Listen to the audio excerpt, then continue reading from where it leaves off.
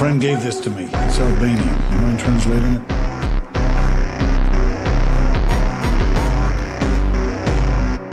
Good luck. Good luck. Good luck. Good luck. Good luck. You don't remember me.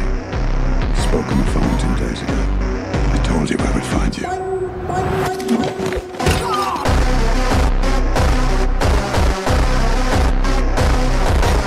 Hello guys, কেমন আছো সবাই? আশা করি সবাই খুব ভালো আছো। ইন্ট্রো দেখে বুঝতে পেরেছো যে আজকে আমরা কোন লেভেলের একটা সিনেমা এক্সপ্লেন করতে চলেছি, এবং এই সিনেমাটি কিন্তু ওয়ার্ল্ড ওয়াইড ব্যাপক জনপ্রিয়। সিনেমাটির নাম হচ্ছে টেকেন, এবং এই সিনেমার আমি বিস্তারিত কিছু বলতে যাচ্ছি না। সিনেমা দেখতে গেলেই বুঝবে যে কেমন শরীর গরম করা একটা সিনেমা। তো যাই হোক, আমরা ছোট্ট একটা ব্রেক দিয়ে মূল ভিডিওতে চলে আসছি। তুমি ব্রেকটা স্কিপ করে মূল ভিডিওতে যাও। এই Mets women's Big Bash league 2025 আসতে চলেছে, আর এটা হচ্ছে এমন একটা সময় যখন ক্রিকেট লাভাররা তাদের ফেভারিট টিমকে সাপোর্ট দেখাবে এবং এনজয় করবে।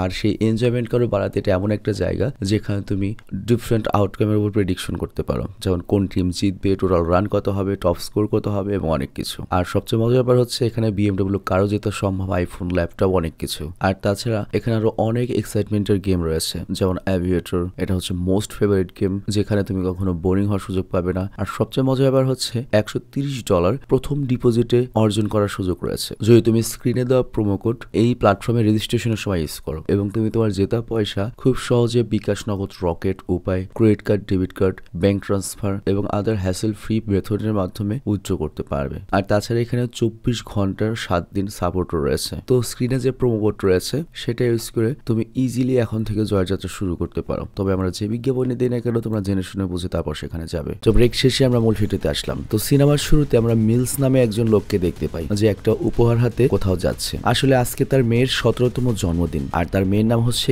কিম। তবে দক্ষিণ কোরিয়ার প্রেসিডেন্ট কিম না, তার মেয়ে কিম আর কি। তো এর জন্য মিলস উপহার নিয়ে তার মেয়ের জন্মদিনের পার্টিতে যায়। আর অনুষ্ঠানটা হচ্ছে মিলসের প্রাক্তন স্ত্রীর বাড়িতে। এবং প্রত্যেক সিনেমাতে আমরা দেখতে পাচ্ছি যে নায়কের বউ থাকে না, হয় এক্স নয়তো মারা গেছে। তো যাই হোক, আমরা দেখতে পাই মিলসের স্ত্রী মানে প্রাক্তন স্ত্রী অনেক ধনী একটা ব্যক্তিকে বিয়ে করেছে, আর পার্টিতে শহরের সব ধনী ব্যক্তিরা এসেছে। তো ওইখানে আমরা দেখতে পাই মিলসের সাথে তার প্রাক্তন স্ত্রীর দেখা হয়েছে, যার নাম হচ্ছে লেনোর। তো মিলসের প্রাক্তন স্ত্রী লেনোর তখন মিলসের হাতে ছোট গিফট দেখে সমালোচনা করে এবং বলে, তোমার মেয়ে এই গিফট দেখে তো নিরাশ হবে, কারণ সে এই ধরনের ছোটখাটো গিফট পেয়ে অভ্যস্ত নয়, ওর দামি গিফট পছন্দ। তো এভাবে লেনোর মিলসকে অনেক কথা শোনায়। আর তখন সেখানে তাদের মেয়ে কিম চলে আসে, আর সে তার বাবাকে দেখে ভীষণ খুশি হয়। আর তখন মিলস কিমকে জন্মদিনের উপহারও দেয়। তো উপহার পেয়ে দেখা যায় কিম অনেক খুশি হয়েছে। তো মিলস অনেক খুশি, বাট তখনই কিমের যে সৎ বাবা মানে মিলসের মেয়ের যে সৎ বাবা, সে অনেক দামি একটা উপহার নিয়ে আসে, সেটা হচ্ছে অনেক দামি একটা ঘোড়া। তো সৎ বাবার উপহার দেখে কিম আরো অনেক বেশি খুশি হয় এবং ঘোড়ার পিঠে চড়ে উঠে বসে। আর মিলস মনের দুঃখে দূরে দাঁড়িয়ে এইসব দেখতে থাকে। তবে তারপরও সে একটা জিনিস ভেবে খুশি হয় যে তার মেয়ে যেহেতু খুশি, সেও খুশি। তো যাই হোক, এরপরে সেখান থেকে মিলস চলে আসে বাড়িতে, আর তাদের সন্তানের ছোটবেলার ছবি দেখে আর ভাবে কিম যখন ছোট ছিল তখন কেমন ছিল। তো মিলস যখন পুরনো স্মৃতিতে ডুবে রয়েছে, ঠিক তখনই দরজায় কলিং বেল বেজে ওঠে। আর মিলস এরপর দরজা খুলে তার পুরনো 3 বন্ধুদের দেখতে পায়, যারা তার সাথে CIA এজেন্ট ছিল এবং সব শালা মাল নিয়ে এসেছে, মানে বিয়ার নিয়ে এসেছে, এবং বন্ধুরা তার সাথে মনে করে একটা ভালো কোয়ালিটি টাইম স্পেন্ড করবে। তো সবাই একসাথে বিয়ার খাচ্ছিল, এনজয় করছিল। আর তখন মিলসের এক বন্ধু বলে ওঠে, আমি তোমার জন্য একটা কাজ নিয়ে এসেছি। আজকে আমাদের শহরে অনেক বড় একটা পপ সিঙ্গার আসবে, মনে করো ব্রিটনি স্পেন্সার, এরকম কেউ আসবে। আর ওই ইভেন্টের সিকিউরিটির দায়িত্ব পেয়েছি আমি। তো তুমি চাইলে ওই তারকার পার্সোনাল বডিগার্ডের দায়িত্বটা ওই দিনের জন্য নিতে পারো, কারণ তোমার থেকে ভালো পার্সোনাল বডিগার্ডের কাজ আর কেউ করতে পারবে না। আর এই কাজের জন্য আমি তোমাকে ভালো টাকা এনে দিতে পারবো। তো মিলস এই কথা শুনে রাজি হয়। আর পরের দিন মিলস ইভেন্টে পৌঁছায়, কিন্তু কিছু সময় পর সেখানে পপস্টার চলে আসে। তো মিলস পপস্টারের সাথে রেস্টরুমে ছিল এবং পপস্টার মেয়েটির উপর নজর রাখছিল।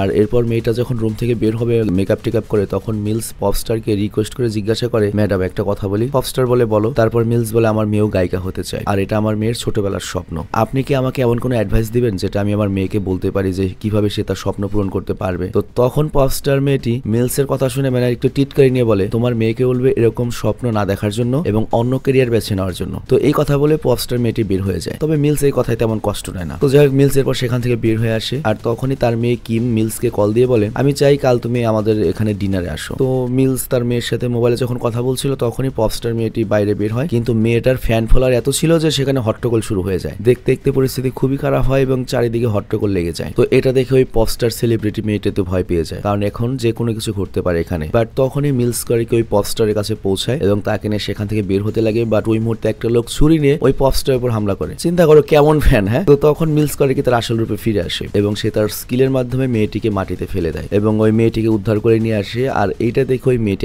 ওই পপস্টারের মন মানসিকতা চেঞ্জ হয়ে যায়, কারণ সে বুঝতে পেরেছে আজকে যদি মিলস না থাকতো তাহলে তার সাথে যে কোনো কিছু ঘটে যেতে পারতো। তো এই কারণে মেয়েটি মিলসের কাছে ক্ষমা চায় যে আগে যেভাবে কথা বলেছে সেটার জন্য, এবং সে তার যে গান শেখার কোচ ছিল তার ভিজিটিং কার্ড মিলসকে দেয় এবং বলে এই নাম্বারটিতে কল দিয়ে আমার কথা বলবে আর তোমার মেয়েকে বলবে তার সাথে দেখা করার জন্য, আর যদি তোমার মেয়ের গায়িকা হওয়ার ট্যালেন্ট থাকে তাহলে তাকে কেউ আটকাতে পারবে না, আর আমিও সর্বোচ্চ চেষ্টা করবো হেল্প করার জন্য। তো মিলস তো বেশ খুশি হয় আর পরের দিন মেয়ের সাথে ডিনারে যায় যেখানে মেয়ের মা লেনোরও ছিল। তো মিলস তখন বুঝতে পারে যে এরা এখানে কোনো উদ্দেশ্য ছাড়া আসেনি। তো তখন মিলসের সাবেক বউ তাকে একটা কনসার্ন পেপার দেয়, মানে ওটাতে সাইন করতে হবে। অ্যাকচুয়ালি যেহেতু কিমের বয়স এখনো 17-18 বছর হয়নি, সে যদি দেশের বাইরে যায় আদালতের নিয়ম অনুযায়ী এখনো তার বাবা হচ্ছে কে মিলস, তার সাইন লাগবে, অনুমতি লাগবে। তো মিলস যখনই ইউরোপের নাম শুনে যে তার মেয়ে ইউরোপে যাবে তখন তার তো এই ব্যাপার ভালো লাগে না। তো মিলস বলে এই ট্রিপ অনেক ভয়ঙ্কর হতে পারে, বাট তখন কিম বলে সেখানে আমি আমার বন্ধু আমান্ডার সাথে যাচ্ছি, ওখানে ওর কাজিনও থাকে, আমিও সেখানেই থাকবো, আর তাছাড়া আমি তো বেশিরভাগ সময় মিউজিয়ামেই কাটাবো। তো এগুলো শুনে মিলস বলে ঠিক আছে আমি এটা নিয়ে ভাববো, সময় লাগবে। কিন্তু কিম এই কথা শুনে বেশ রেগে যায়, কারণ তার কাছে মনে হচ্ছে তার বাবা এখন বাপগিরি দেখাচ্ছে, তাকে যেতে দেবে না। তো এই কারণে কিম কান্না করতে করতে সেখান থেকে চলে যায়, আর মেয়ের কান্না দেখে মিলসেরও খারাপ লাগে, আর তাই পরের দিন সে সকালে মেয়ের কাছে যায় এবং কনসার্ন পেপারে সাইন করে দেয়, তবে সাথে একটা মোবাইল ফোনও দেয় এবং বলে তুমি কিন্তু ওখানে গিয়ে প্রতিদিন আমাকে কল করবে এবং যেখানেই যাও আগে আমাকে কল করে বলবে অমুক জায়গায় যাচ্ছ। তো কিম এই কথায় রাজি হয়ে যায়, আর এরপর মিলস কিম আর তার বন্ধুদেরকে নিয়ে এয়ারপোর্টে পৌঁছায়। আর এয়ারপোর্টে পৌঁছে মিলস যখন গাড়ি থেকে সুটকেস নামাচ্ছিল তখন সে তার মেয়ের ব্যাগে ইউরোপের বিভিন্ন জায়গার নাম আর তাতে মার্ক করা দেখতে পায়। তো এটা দেখে মিলস বুঝতে পারে যে ইউরোপে গিয়ে তো তার মেয়ে এক জায়গায় থাকবে না, সে পুরো ইউরোপের বিভিন্ন জায়গায় ঘুরবে। তো এই কারণে মিলস করে কি তার সাবেক স্ত্রীর সাথে এই ব্যাপারে কথা বলে যে তুমি আমাকে মিথ্যে বলেছো, তুমি না বললেও খালি প্যারিসে থাকবে। বাট লেনোর তখন বলে ওরা একটা সেলিব্রিটির শো দেখবে, যে সেলিব্রিটি পুরো ইউরোপে ট্যুর করছে, মানে বিভিন্ন জায়গায় কনসার্ট হবে, সবগুলো কনসার্টও এনজয় করবে, তো এই জন্য বিভিন্ন শহরে যেতে হবে, মানে এরকম একটা কথা বলে মিলসকে সলিম বুঝ দেয়। তো মিলস আর কিছু বলে না, কিমকে বিদায় জানায়। আর এরপর কিম করে কি প্যারিসের উদ্দেশ্যে বিমান যাত্রা করে, আর প্যারিসের এয়ারপোর্টে পৌঁছানোর পরে কিমের সাথে খুব হ্যান্ডসাম একটা ছেলের দেখা হয়, আর ছেলেটি করে কি কিম এবং তার সাথে থাকা বান্ধবীর সৌন্দর্যের প্রশংসা করে, তাদের ছবি তুলে দেয়, আর তারপর ছেলেটি বলে আমরা একসাথে ট্যাক্সি ক্যাবে যদি যাই অনেক কম টাকায় শহরে পৌঁছাতে পারি। তো এই কথা শুনে আমান্ডা রাজি হয়ে যায়, আর কিম তো বড় লোকের মেয়ে। তো যাই এরপর কিম আমান্ডা আর ওই ছেলেটি ট্যাক্সি ক্যাব করে শহরের দিকে যায়, আর এই ছেলেটির নাম হচ্ছে পিটার। তো পিটার করে কি আমান্ডার কিমকে ড্রপ করে, আর এরপর তারা দুজন যখন ভেতরে যাচ্ছিল তখন পিটার বলে আজকে সন্ধ্যা এখানে একটা দারুণ পার্টি হবে, আমি চাই তোমরা দুজন সেখানে আসবে। আমান্ডা রাজি হয়ে যায়, কিন্তু এরপর তারা যখন উপরে যায় তখন ওই পিটার নামের ছেলেটি কাউকে কল করে বলে দেয় যে দুইটা মেয়ে এখানে একা থাকছে, ওদের বয়স 18 বছরেরও কম, মনে হয় ভার্জিন হবে। আর এদিকে আমরা আমান্ডার কিমকে দেখি রুমে। তো কিম আমান্ডাকে জিজ্ঞাসা করে তোর কাজিন কই? আমান্ডা বলে ওরা তো স্পেনে গিয়েছে, কিন্তু আমরা দুজন এখানে স্বাধীন মতো চিল করবো। মানে বুঝতেই পারছো মেয়েরা স্বাধীন পেলে তো বুদ্ধি কম, কিন্তু মনে করে চিল করতে যায় পোলাদের মতো, এটা তো হয় না, তো ধরা খাবি। তো এরপর আমরা মিলসকে দেখি যে কিনা কিমকে বারবার কল করার চেষ্টা করছে, কিন্তু আমান্ডা খুবই সাউন্ড দিয়ে গান বাজাচ্ছে, তাই কিম তার মোবাইল আসা কলের রিংটা শুনতে পায় না। কিন্তু এইদিকে মিলস চিন্তিত হয়ে একটার পর একটা কল করতেই থাকে, আর কিছু সময় পরে কিম তার বাবার কলটা দেখে এবং রিসিভ করে, আর কথা বলতে বলতে রুম থেকে বের হয়ে বারান্দায় চলে আসে। কিন্তু সে যখন মোবাইলে কথা বলছিল তখন সে দুজন ছেলেকে বাহির থেকে ভেতরে আসতে দেখে, আর তারপর দেখে ওই ছেলে দুটো কিমকে আমান্ডাকে জোর করে রুম থেকে তুলে নিয়ে যাচ্ছে। তো এইসব দেখে কিম অনেক ঘাবড়ে যায় এবং কান্না করতে করতে বাবা মিলসকে সব খুলে বলে। তো মিলস তখন বলে আর এখানে উল্লেখ্য এই হোটেলে কিন্তু ওই পিটারদের কথা এসেছিল ওরা। তো মিলস তখন কিমকে বলে তুমি প্যারিস এয়ারপোর্টে পৌঁছানোর পর থেকে যা যা হয়েছে সব আমাকে খুলে বলো। তো তখন কিম জানায় এয়ারপোর্টে পিটার নামের একটা ছেলের সাথে তার দেখা হয়েছিল, যার সাথে তারা ট্যাক্সি ক্যাব শেয়ার করেছে এবং তার কথাই তারা অমুক হোটেলে উঠেছে। আর তারপর মিলস বলে তোমার ওখানে বেডরুমে গিয়ে বেডরুমের নিচে লুকিয়ে থাকো এবং ফোন অন রাখো। তো কিম করে কি বাবার কথা মতো বেডরুমে গিয়ে লুকিয়ে থাকে, আর তখন মিলস তার জিনিসপত্র বের করে কিমকে বলে তুমি একদম চুপ হয়ে থাকবে, রুমে যারা আসবে তাদের শব্দ আমি ভালো মতো শুনতে চাই, আর যদি ওরা তোমাকে ধরেই ফেলে তখন তুমি চিৎকার করে বলতে শুরু করবে যে ওদের গায়ের রং, গায়ের কোনো ট্যাটু, লম্বা কিরকম, চেহারা কিরকম, সব বলতে শুরু করবে, তবে তুমি নিজেকে শান্ত রেখে বলবে। তো এরপর দুজন ছেলে বেডরুমে আসে আর তারা কিমকে খুঁজতে থাকে, কিন্তু কিমকে খুঁজে না পেয়ে তারা সেখান থেকে চলে যায়। কিন্তু যখনই কিম আবার মোবাইল হাতে নেয় তখনই দুটি ছেলে আবার ফেরত আসে এবং কিমকে বেডের নিচ থেকে টেনে বের করে। কিন্তু কিম তখন বাবার কথা মতো চিৎকার করে ওই ছেলে দুটো সম্পর্কে বলতে শুরু করে যে ওরা দেখতে কেমন, এবং মিলস এইসব কথা রেকর্ড করে রাখে। আর ঠিক তখনই ওই ছেলেদের মধ্যে একজন কিমের মোবাইল হাতে নেয়, আর মিলস তখন ওই ছেলেটিকে বলে তোমরা যেই হও না কেন, মানে এটা সিনেমার ইন্ট্রো যে দেখেছো সেই দৃশ্যটা, তোমরা যেই হও না কেন আমি তোমাদের নাম জানি না, কিন্তু তোমরা যদি আমার মেয়েকে ছেড়ে দাও তাহলে আমি তোমাদেরকে কিছুই করবো না, কিন্তু যদি তোমরা স্বপ্নে আমার মেয়ের ক্ষতি করার চেষ্টা করো তাহলে তোমরা বুঝতে পারবে আমি কে, আমি তোমাদের জীবন দুঃস্বপ্ন করে দেবো। আর আমি আমার পুরো জীবন এইসব কাজে কাটিয়েছি, আমি জানি কিভাবে এটা হ্যান্ডেল করতে হয়, আর আমি এই কাজে পারদর্শী, এক্সপার্ট। আর আমার মেয়ের যদি কিছু হয় আমি তোমাদেরকে খুঁজে বের করবো এবং মেরে ফেলবো, এবং তোমাদের মতো ছেলেদের জন্য আমি একটা ভয়ঙ্কর স্বপ্নের মতো। কিন্তু ওই ছেলেটা তখন বলে তোমার যা খুশি করো, আর লাস্টে আলবেনিয়ান ভাষায় কিছু একটা বলে, আর তারপর আলবেনিয়ান ভাষায় এবং গুড লাক বলে কলটি কেটে দেয়। তো তখন মিলস করে কি তার বন্ধুদের কল দেয় এবং এই কথা শেয়ার করে যারা মনে করো সিআইএ তে কাজ করে এবং কল রেকর্ড পাঠিয়ে দেয়। আর এরপর মিলস করে কি লেনোর বাড়ি যায় মানে মাঝরাতে এবং স্বামীর সঙ্গে কথা বলে জানতে চায় তোমার কোনো শত্রু আছে কিনা। সে জানে আমার তো কোনো শত্রু নেই। তো এই কথা শুনে মিলস বুঝতে পারে এটা শত্রুতার জেরে হয়নি। তো এই কারণে মিলস করে কি কিমের রুমে যায় সবকিছু খুঁজতে থাকে। আর তখনই মিলসের বন্ধু মিলসকে কল দেয় এবং বলে ওই ছেলেটার ভয়েস শুনে এবং এক্সেন্ট শুনে আমার কাছে মনে হচ্ছে ছেলেটা আলবেনিয়ান। আর আমি খোঁজ নিয়েছি প্যারিসে আলবেনিয়ান একটা সন্ত্রাসী গ্রুপ রয়েছে মানে মাফিয়া গ্রুপ, এবং এই গ্রুপ বেশিরভাগ মেয়েদেরকে কিডন্যাপ করে পতিতাবৃত্তির জন্য মানে কিডন্যাপ করে মনে করো ইউরোপের বিভিন্ন জায়গায় রাশিয়ায় পাঠিয়ে দেয় পতিতালয়। এবং এটা সিরিয়াস সত্য কথা। আমরা ইউরোপকে যত ভালোই মনে করি, ইউরোপের যে তোমার ডার্ক সাইড আছে মাফিয়া সাইড গুলো আছে ওসব জায়গায় একবার যে পড়বে তার জীবন শেষ। তো যাই হোক এখানে মিলসের বন্ধু বলে তোমার হাতে আর মাত্র 96 ঘন্টা রয়েছে, তুমি যদি এই 96 ঘন্টার মধ্যে ওদেরকে ধরতে না পারো তাহলে ওরা তোমার মেয়েকে পৃথিবীর কোন জায়গায় পাঠিয়ে দেবে এটা আর তুমি কোনোদিনও খুঁজে পাবে না। তো এই কথা শোনার পরে মিলস করে কি লেনোরের স্বামীকে বলে আমার এখনই প্রাইভেট জেট লাগবে, আমাকে এক্ষুনি প্যারিস যেতে হবে, তুমি কিভাবে ম্যানেজ করবে করো। তো লেনোরের স্বামী করে কি মিলসের জন্য একটা প্রাইভেট জেট ম্যানেজ করে দেয়। আর মিলস যখন জেটে বসেছিল সে বারবার ওই কল রেকর্ড শুনতে থাকে। তো যাই হোক অল্প কিছু সময়ের মধ্যে সে প্যারিস পৌঁছে যায়। আর মিলস এরপর সেই হোটেলে যায় যেখানে আমান্ড এবং কিম উঠেছিল। আর ওইখানে গিয়ে দেখতে পায় যে এই হোটেলটা আসলে অটোমেটিক টাইপের, যেমন আমরা যখন সিনে উঠেছিলাম হোটেলে তখন ওখানে কোনো রিসেপশনিস্ট কেউ ছিল না, তুমি অনলাইনের মাধ্যমে সবকিছু করতে হবে নিজে নিজে টাকা দিয়ে। তো যাই হোক মিলস করে কি পুরো ফ্ল্যাটটা ভালো মতো দেখতে থাকে এবং ইমাজিন করে যে এখানে কি ঘটেছিল। আর তখন মিলস করে কি তার মেয়ের মোবাইল দেখতে পায় কিন্তু সেটা ভাঙা পড়ে রয়েছে। তো মিলস করে কি মোবাইল থেকে মেমোরি কার্ড বের করে আর মোবাইলে তোলা সকল ছবি ভালো করে দেখতে থাকে। আর এরপর ছবি দেখতে দেখতে আমান্ডার কিম এয়ারপোর্টে যে ছবিটা তুলেছিল সেটা দেখতে পায়। আর সেই ছবি থেকে মিলস জানার চেষ্টা করে কোন ছেলে সেই ছবিটা তুলেছে, কারণ ছেলেটার প্রতিচ্ছবি পাশের মোবাইল বুথের স্ক্রিনে দেখা যাচ্ছিল। তো এই কারণে মিলস পিটারের ব্যাপারে জেনে যায়। আর এরপর মিলস যায় হচ্ছে এয়ারপোর্টে এবং সেখানে গিয়ে সে পিটারকে দেখতে পায় যে অন্য একটা মেয়েকে ফাঁদে ফেলার চেষ্টা করছে। আর তখন মিলস করে কি তার কাছে যায় এবং পিটারকে মেরে ওকে ওখান থেকে কিডন্যাপ করার চেষ্টা করে। কিন্তু পিটারের সাথে আরো একজন ছিল, সে করে কি মিলসের উপর হামলা করে। আর এরপর দুজন মিলে মিলসের সাথে লড়াই করে। কিন্তু তো মিলস যখন ওই লোকটিকে মারছিল এই সুযোগে পিটার করে কি অন্যদিকে দৌড় দেয় এবং এরপর পিটার করে কি দৌড়ে একটা এলিভেটেড এক্সপ্রেস থেকে লাফ দেয় এবং নিচে গিয়ে পালানোর চেষ্টা করে। বাট ঠিক তখন একটা ট্রাক এসে পিটারকে ধাক্কা দিয়ে সেখানে পিটারের মৃত্যু হয়ে যায়। তো বুঝতেই পারছো মিলসের লাস্ট যে ক্লু সেটাও হারিয়ে গেল। এরপর মিলস করে কি তার পুরনো বন্ধুর কাছে যায় যার নাম হচ্ছে জেন, মানে যে বর্তমানে প্যারিসে চাকরি করছে, প্যারিসে থাকছে। তো জেন তখন মিলসকে আলবেনিয়ান গ্যাং এর ব্যাপারে জানায় এবং এটাও বলে আলবেনিয়ান গ্যাং এর মেন ব্যক্তিকে এবং এই গ্যাং এর ক্ষমতা প্রশাসন থেকে পলিটিক্স সব জায়গায় রয়েছে। আর এই সাথে জেন করে কি মিলসকে এটাও বলে যা করে বুঝে শুনে করে, কিন্তু কারণ ওরা খুব শক্তিশালী। কিন্তু মিলস বলে এখানে বোঝাশোনার মতো কোনো কিছু নেই, মানে তুমি নর্মালি চিন্তা করো তোমার মা বোন নিয়ে কিছু করলে তোমার মাথা ঠিক থাকে না, আর মেয়ে হলে কি হবে। তো এরপর সে করে একটা গায়ে নিয়ে সেই জায়গাতে যায় যেখানে মেয়েদেরকে ভাড়ায় পাওয়া যায়, মানে রেড লাইট এরিয়া, যাকে খাঁটি বাংলায় পতিতালয় বলে। তো সেখানে মিলস করে কি একজন ট্রান্সলেটরকে সাথে নেয় এবং রেড এরিয়াতে যাওয়ার আগে মিলস করে কি ওই লোকটিকে গাড়িতেই থাকতে বলে। আর তখন মিলস একটা রাশিয়ান মেয়েকে রোডের পাশে দাঁড়িয়ে থাকতে দেখে এবং ওর সাথে ইচ্ছে করে কথা বলে টাইম পাস করতে থাকে। বাট তখনই গ্যাং এর একটা লোক মেয়েটা খেয়াল করে এবং বুঝতে পারে মিলস মেয়েটির সাথে হুদাই টাইম পাস করছে, ও ভাড়া নেবে না, লাভ হবে না। তো এই জন্য ছেলেটা এসে মিলসকে ধমকায় এবং বলে তোকে এখন টাকা দিতে হবে। তো মিলস তখন টাকা বের করে দেয় এবং চালাকি করে ছেলেটার জ্যাকেটে একটা ডিভাইস লাগিয়ে দেয়। আর তারপর মিলস করে কি গাড়িতে চলে আসে এবং ট্রান্সলেটরকে বলে ওই ছেলেটা এখন যা যা বলছে তা আমাকে ট্রান্সলেট করে বলো। তো ট্রান্সলেটর বলে এরা আলবেনিয়ান ভাষায় কথা বলছে এবং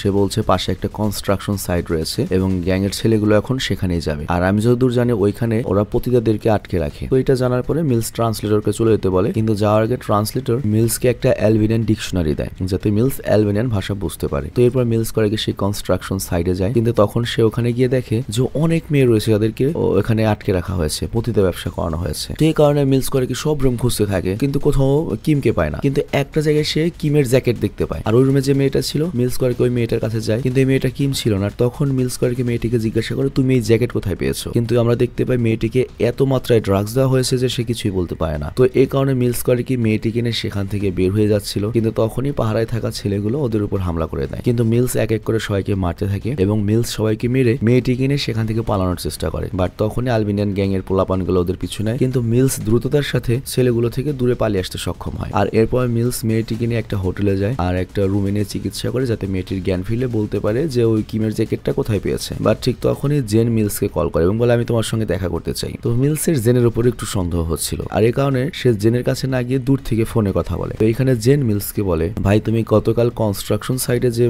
ফাইটটা করেছো পুরো প্যারিসে হইচই লেগে গিয়েছে আন্ডারওয়ার্ল্ডে, এমনকি পুলিশও তোমাকে গ্রেপ্তার করার জন্য খুঁজছে আর মাফিয়ারা তো খুঁজছেই। তবে আমি সিনিয়রের সঙ্গে কথা বলেছি এবং তুমি যেহেতু সিআই এর একজন কর্মকর্তা ছিলে তো সে তোমাকে ডিপোর্ট করতে রাজি হয়েছে, মানে তুমি চুপচাপ দেশ থেকে বেরিয়ে যাও, আমার কাছে আমেরিকার একটা টিকিট রয়েছে, তুমি আজকে ফ্লাইট ধরে আমেরিকাতে চলে যাও। কিন্তু কিন্তু মিলস বলে না, আমি আমার মেয়েকে ছেড়ে কোথাও যাব না। আর তখনই আমরা দেখতে পাই যে পুলিশ কিন্তু অলরেডি মিলসের মোবাইল ট্র্যাক করে জায়গা মতো চলে এসেছে। কিন্তু সেখানে গিয়ে দেখে আমাদের মিলস যে টেকনিকটা খাটিয়েছে, সে ওইখানে একটা মোবাইল রেখেছে আর পাশে রেখেছে একটা ওয়াকিটকি, আর দূরে থেকে ওয়াকিটকি দিয়ে কথা বলছিল আর কি। তো যাই হোক, এরপর মিলস সাত থেকে করে কি হোটেলে ফিরে যায় আর রুমে গিয়ে দেখে মেয়েটির জ্ঞান ফিরেছে, কিন্তু মেয়েটির কিছুই মনে নেই। বাট মেয়েটি শুধুমাত্র এতটুকু মনে আছে, সে যেখান থেকে জ্যাকেট পেয়েছিল সেখানে একটা লাল রঙের দরজা ছিল আর ফ্রেঞ্চ ভাষায় একটা লেখা ছিল হচ্ছে মানে কোন একটা ওয়ার্ড লেখা ছিল। আর মিলসের জন্য এতটুকু তথ্য যথেষ্ট ছিল। আর এরপর মিলস করে কি সেই লাল দরজালা ওই লেখালা জায়গাটা খুঁজে বের করে। আর তারপর মিলস করে কি সেই বাড়ির ভেতরে যায় আর সবার কাছে নিজেকে জেন নামে পরিচয় দেয়। জেন মানে হচ্ছে যে ওর বন্ধু জেন, মানে সে বোঝায় সে প্যারিসের একজন পুলিশ অফিসার, এসআইটিসি। তো এই কারণে ভেতরে থাকা লোকগুলো মিলসকে ভেতরে নিয়ে যায়। আর মিলস তখন সবার হাতে ট্যাটুর চিহ্ন দেখে এবং মিলসের তখন মনে পড়ে কিম তাকে চিৎকার করে বলেছিল যারা তাদেরকে ধরে নিয়ে যাচ্ছে তাদের হাইট কিরকম এবং ট্যাটু কি ধরনের ট্যাটু রয়েছে। তবে মিলস সবার হাতে একই ট্যাটু দেয়। তো এই জন্য মিলস সবাইকে বলে আমি চাঁদার জন্য এসেছি, আমার হপ্তাটা দিলে না, আমি নতুন এখানে বদলি হয়েছি। বাট ছেলেগুলো বলে 2 দিন আগে তো টাকা পাঠালাম থানায়। তো এটা নিয়ে তখন মিলস বলে 2 দিন আগের অফিসার তো বদলি হয়ে গেছে, সেটা তো আমার দেখার বিষয় না। তো এনে ওই ছেলেগুলোর সাথে মিলসের বাকবিতণ্ডা হয়, কিন্তু পরে তারা মিলসকে টাকা দিতে রাজি হয় আর মিলসকে তারা টাকাও দেয়। আর তখন মিলস করে কি পকেট থেকে একটা চিঠি বের করে এবং বলে আমি আলবেনিয়ান পড়তে পারি না, তুমি কি বলতে পারো এটার মধ্যে কি লেখা রয়েছে অ্যাকচুয়ালি। তো এরপরে ছেলেটা হাসে এবং বলে ওটার মধ্যে লেখা রয়েছে হচ্ছে গুড লাক। তো মনে আছে তোমাদের ওর মেয়েকে যখন তুলে নিয়েছিল ফোনে বলেছিল গুড লাক, তো ওই গুড লাক কণ্ঠটা মিলে কেন এটা চেক করার জন্যই কিন্তু আমাদের মিলস এটা করেছে। তো সত্যি সত্যি যেহেতু মিলে গিয়েছে তখন মিলস ওই ছেলেটিকে বলে তুমি হয়তো জানো না আমি কে, কিন্তু আমি তোমাকে 2 দিন আগে বলেছিলাম আমি তোমাকে খুঁজে বের করবো এবং খুঁজে বের করে তোমাকে মেরে ফেলবো, দেখো এখন আমি তোমার সামনে। ওরা তো তখন বুঝতে পারে যে শালা এরা কি মাল রে ভাই, সত্যি সত্যি আমেরিকা থেকে 48 ঘন্টার মধ্যে আমার পর্যন্ত চলে এসেছে। তোরা যখন মিলসের সাথে ফাইট করতে যাবে তার আগে মিলস সবাইকে মেরে রাখে। আর তারপর মিলস করে দ্রুত সেখানে থাকা রুমগুলো একটা একটা করে চেক করে কিমকে খুঁজতে থাকে। আর তখন একটা রুমে মিলস আমান্ডাকে দেখতে পায়, মানে কিমের বান্ধবী। কিন্তু আমান্ডাকে এতটাই ড্রাগ দেওয়া হয়েছে যে সে হয়তো বাঁচবে না, ওভারডোজ পড়ে গিয়েছে। এরপর মিলস করে কি সেখান থেকে মার্কো নামের ওই হারামজাদাকে তুলে এবং একটা গোপন স্থানে নিয়ে যায়। আর সেখানে মিলস করে কি মার্কোকে ইলেকট্রিসিটির শকের মাধ্যমে মার্কোর উপর টর্চার করে এবং একটা পর্যায়ে তারপর মার্কো স্বীকার করে যে হ্যাঁ কিমকে আমরা অমুক ধনী ব্যক্তির কাছে বিক্রি করে দিয়েছি। তো এই কথা শুনে মিলস করে কি মার্কোকে মেরে ফেলার সকল ব্যবস্থা করে এবং মার্কোর কাছ থেকে এটাও জেনে যায় যে ওর বন্ধুই মূলত ওদের কাছ থেকে হাপ্তা নেয় এবং ওদের সাথে জড়িত পুলিশ হিসাবে। তো এরপর মিলস করে কি এটা জানা পড়ে জেনের বাড়িতে যার বন্ধুর বাড়িতে। তো জেন তখন তার বাচ্চাদেরকে ঘুম পাড়াচ্ছিল। জেন করে কি রুম থেকে একটা পিস্তল নিয়ে বের হয় আর তারপর গল্প শুরু করে এবং ওই টেবিলে 3 জনই ছিল, জেন, তার স্ত্রী আর মিলস। তো মিলস তখন জেনকে বলে তোমার ব্যাপারে আমি সব জেনেছি, তুমি আমেরিকা থেকে প্যারিসে এর জন্য এসেছো কারণ তুমি এখানে এসে একটা গ্যাংয়ের সাথে জয়েন করেছো। তুমি পুলিশ হিসেবে ওই গ্যাংকে সহযোগিতা করো যাতে তুমি এই পতিত ব্যবসায়ীদের কাছ থেকে ঘুষ চাঁদা নিতে পারো এবং তোমার জন্য